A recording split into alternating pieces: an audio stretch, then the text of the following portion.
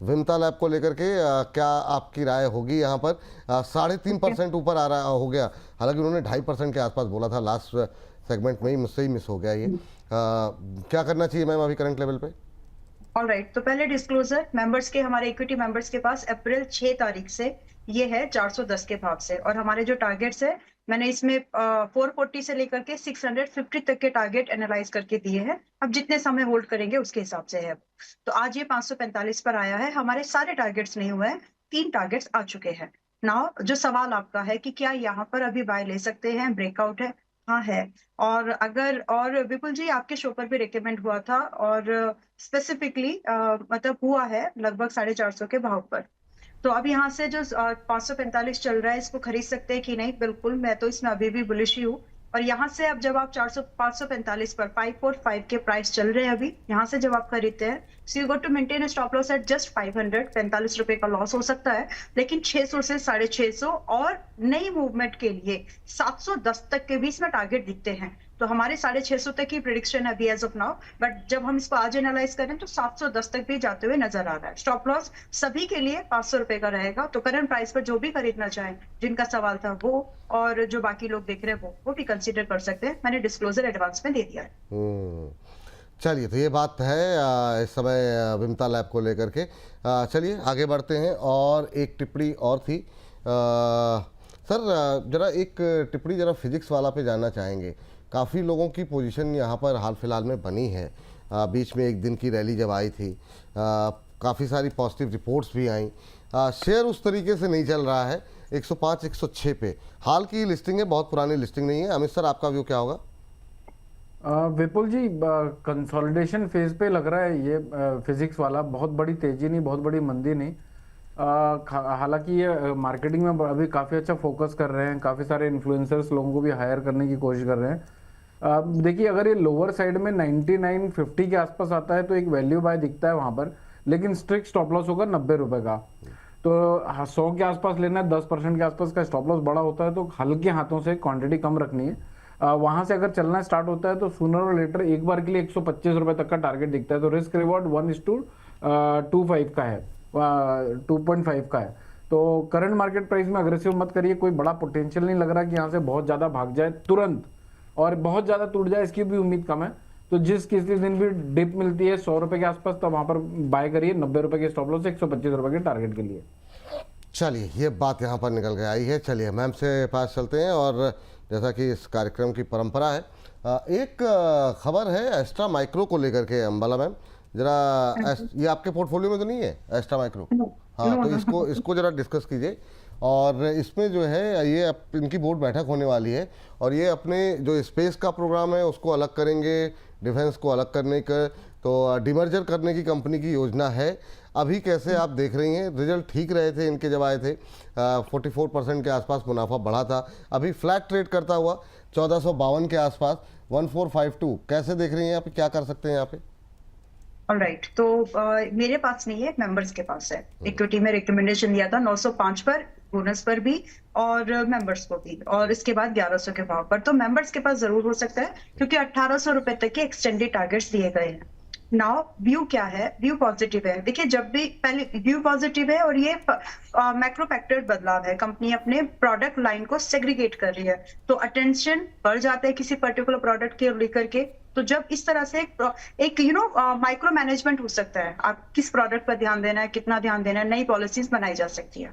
So considering this, ये एक positive है, आउटलुक है, एक पॉजिटिव न्यूज है। कंपनी के बिजनेस, रेवेन्यूज एंड फोकस को दिखाता है कि रेवेन्यू बढ़ सकते हैं और फोकस यहाँ पर और भी ज्यादा सेंट्रिक बन सकता है। नाउ करे क्या, इसको अनकैश कैसे करे? ट्रेड मत करो, पहली बात, क्योंकि ट्रेड वाला मूवमेंट अच्छा खासा कवर हुआ था 900 के भाव से, अभी 1450 चल रहा है, बढ़िया मूवमेंट हुआ है। मतलब अब आगे की जो स्ट्रैटेजी है, be an investor if possible, क्योंकि यहाँ से आपके फिर भी जो अगर मैं छोटे टारगेट्स भी देखूं तो मुझे 16 से कम से तो बिल्कुल नहीं लगता। दिसंबर तक मैं इसको 1800 देख रही हूँ, जी। और जब ये बात बोली थी 900 था। तो अभी भी यहाँ पर आप 1800 रुपए के टारगेट के लिए एक इन्वेस्टर की नजर से, मिड टर्म इन्वेस्टर कम से कम, तो आप इसमें एंट्री आज भी बना सकते हैं। करना क्या है, स्ट्रेटेजी थोड़ी सी अलग है, इसलिए एक्सप्लेन कर देती हूँ विपुल जी। थोड़ा आज आप खरीद लीजिए जो भी आपको लग रहा है। 100 रुपए लगाने, फॉर एग्जाम्पल आपके फाइनेंशियल एडवाइजर से पूछ लेना, बट अगर 100 लगाने हैं तो उसमें से 80 ही आज लगाइए, ठीक। बाकी 20 रुपए को बचा करके रखो, या तो 1500 के ऊपर उसको कंप्लीट कर लेना पोजीशन, या फिर आपको 100 रुपए 70 रुपए सस्ता मिले तो वहां पोजीशन कंप्लीट कर लीजिए। आपका टारगेट 1800 है बाय दिसंबर, और आपका जो स्टॉप लॉस है वो सिर्फ 1280 है। ठीक है। स्टॉक अच्छा है, छोड़ना नहीं। चलिए, तो एस्ट्रा माइक्रो हो गया मैम, इसी के साथ अपोलो माइक्रो भी दे दीजिए, और जेन टेक्नोलॉजी पे सर आप निकाल करके रखिए। एक और शेयर आपको दे रहे हैं, दो करके बातचीत करेंगे क्योंकि समय थोड़ी तेजी से बीत रहा है। अपोलो माइक्रो मैम इतना लंबा छोटा समय है। अपोलो माइक्रो में थोड़ा सा डिस्काउंट एक्सपेक्ट कर रही हूँ। आई एम एक्सपेक्टिंग कि अगर 390 वगैरह मिले तो बढ़िया है। अभी 411 है, थोड़ा और रुकते हैं। बाकी स्टॉक अच्छा है, अगर ब्रेकआउट पहले आ गया तो ब्रेकआउट पे रिकमेंड कर लेंगे, बट एज ऑफ नाउ तो अभी आज छोड़ देते हैं इसको, इस हफ्ते छोड़ते हैं। ठीक है, नई खरीदारी यहाँ पे अभी छोड़े, जिनके पास है वो होल्ड कर सकते हैं, होल्ड करिए, स्टॉक अच्छा है। ठीक है सर। जेन टेक्नोलॉजी देख लीजिए सर, और साथ साथ एचएल भी देख लीजिए। एचएल नहीं उड़ रहा है सर, उसको लेकर के काफ़ी क्वेरीज आ रही हैं बार बार हमारे पास कि क्या करें, और क्योंकि काफ़ी लोगों की फंडामेंटल पिक में शामिल था और वो बिल्कुल सुस्त पड़ा हुआ। दोनों पे आपकी राय? जेन टेक्नोलॉजी पे पहले बात कर लेते हैं विपुल जी। जेन टेक्नोलॉजी देखिए अभी के करंट मार्केट प्राइस में तो नहीं लेना चाहिए, इसको भी एक्यूमुलेट करने वाला स्टॉक है। ओवरऑल 1333 के नीचे जब तक नहीं जाता है तब तक ट्रेंड सेटअप खराब नहीं होगा। अब करंट मार्केट प्राइस 1333 से बहुत ऊपर है, और टारगेट भी नो डाउट 2222 के लगते हैं, लेकिन रिस्क रिवॉर्ड मैच नहीं होता है। थोड़ा सा निगोशिएट करिए, 1670 रुपए से बाय करना स्टार्ट कर सकते हैं, कर लगभग 1600 रुपए तक के लिए, 1590 रुपए तक के लिए, यानी वहां तक बाय करना है। 1660 रुपए से स्टार्ट करना है। फिर बाद में अपन इसको जब over a period of 3 to 4 quarters 2222 का टारगेट एक्सपेक्ट कर सकते हैं। अब एचएएल पे आ जाते हैं। ये 4285 के आसपास अभी, मतलब 4.5% के आसपास की बढ़त देखने को मिल रही है, कैसा लग रहा है सर? हिंदुस्तान एरोनॉटिक्स बहुत परेशान है इसमें, सब लोग हैं लॉन्ग कर करके जब से युद्ध वगैरह चालू हुआ है। देखिए इसमें स्ट्रक्चर तो खराब भी नहीं बोल सकते, अच्छा भी नहीं बोल सकते, लेकिन 4200 रुपए के आसपास एक तगड़े डिमांड जोन है, यानी रुक सकता है बाजार। ध्यान रखिए किसी के पास भी है तो 4141 का स्ट्रिक्ट स्टॉप लॉस रखिए, क्योंकि अगर वो टूटता है 4141 तो ये फ्रेश लोअर साइड के एक्सपांशन के लिए बाजार स्टार्ट हो जाएगा, और फिर हो सकता है उस केस में 3800-3700 रुपए के भी भाव दिख जाए। जब तक 4141 नहीं कट रहा है तब तक बाउंस में 4340 और 4444 तक एक बार टेस्ट हो सकता है।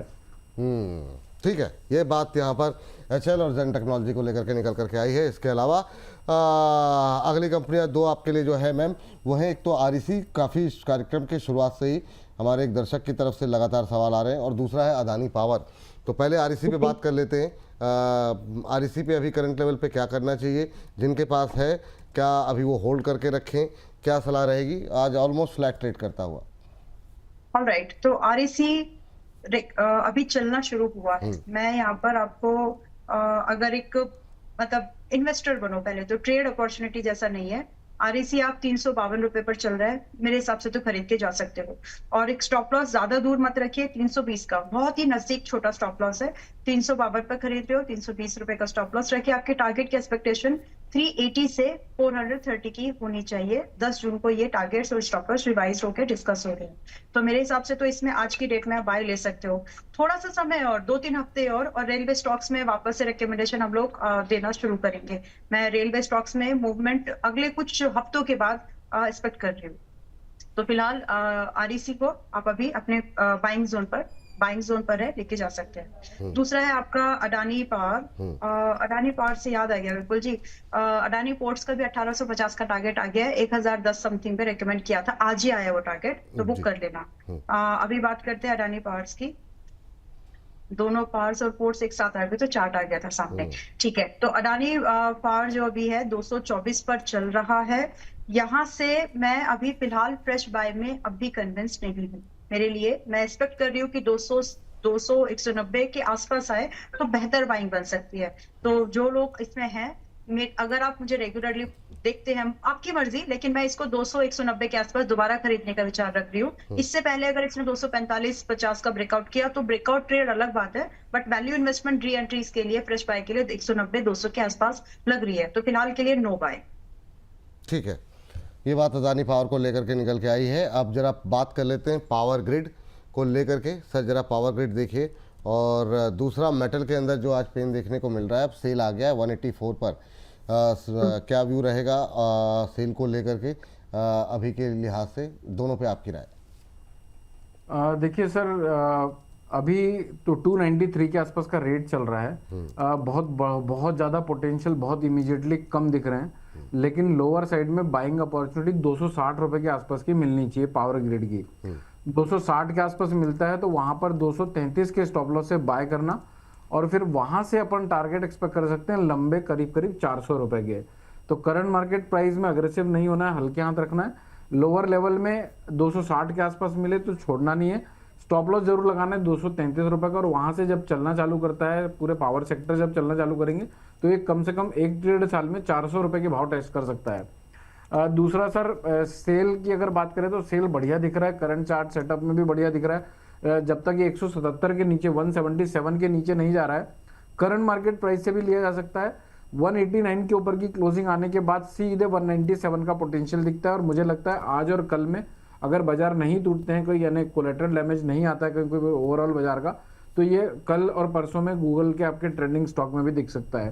तो सेल में करंट मार्केट प्राइस में खरीदारी की जा सकती है। 176 का स्टॉप लॉस होगा, 197 के टारगेट होंगे। ठीक सर, ये बात पावर ग्रिड और सेल को लेकर के निकल के आई है। अगली कंपनी लेकर के आते हैं, और वो है डेटा पैटर्न और कोचिन शिपयार्ड। ये दो कंपनीज मैम आपको देखिए, डेटा पैटर्न पे आज काफ़ी लोग कह रहे हैं मैं प्रॉफिट बुक कर लिया है मैम, क्या करना चाहिए दोबारा, क्या इसमें एंट्री किन लेवल्स पे करनी चाहिए, और कुछ लोगों ने नहीं बुक किया होगा उनके लिए क्या सलाह रहेगी? आज जिस तरीके से 3-3.25% के आसपास की गिरावट देखने को मिल रही है, दोबारा एंट्री के लिए कहाँ पे सही लेवल रहेंगे? और दूसरा कोचिन शिपयार्ड पे भी काफ़ी सारी क्वेरीज रही हैं, आपकी टिप्पणी क्या रहेगी?